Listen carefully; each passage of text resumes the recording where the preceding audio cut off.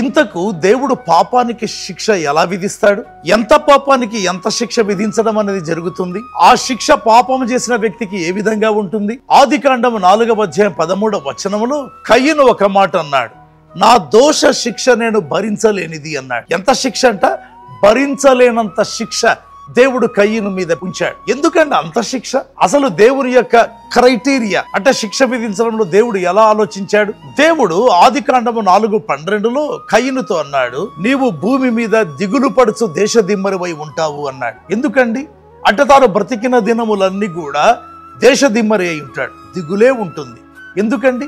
కయ్యను హేబేలును చంపేదానికి కొన్ని నిమిషములే పట్టింది. అయితే దేవుడు కయ్యనుకు విధించిన శిక్ష యావజ్జీవ శిక్ష. హేబేలు బ్రతికి ఉంటే ఎన్ని రోజులు జీవించేవాడు, ఎన్ని రోజుల జీవితాన్ని లేకుండా చేశాడు. ఇప్పుడు దేవుడు కయ్యను తాను బ్రతికిన కాలమంతా కూడా దేశదిమ్మరి అయి ఉండేట్టుగా చేశాడు.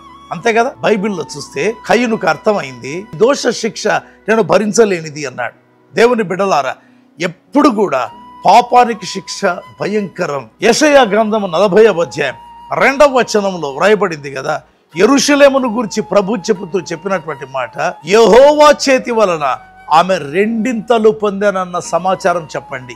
ఎంత భయంకరం కదా! ఈ సంగతి తెలియక అవలీలగా యథాలాపంగా పాపం చేస్తుంటారు, నీళ్లు త్రాగినట్లుగా.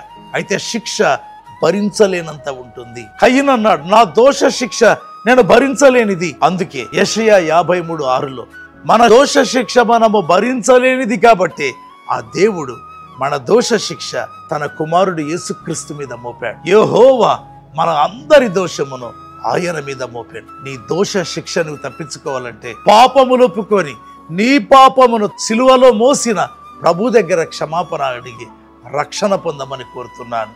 దేవుడు దీవించుగాక. ఆమేన్.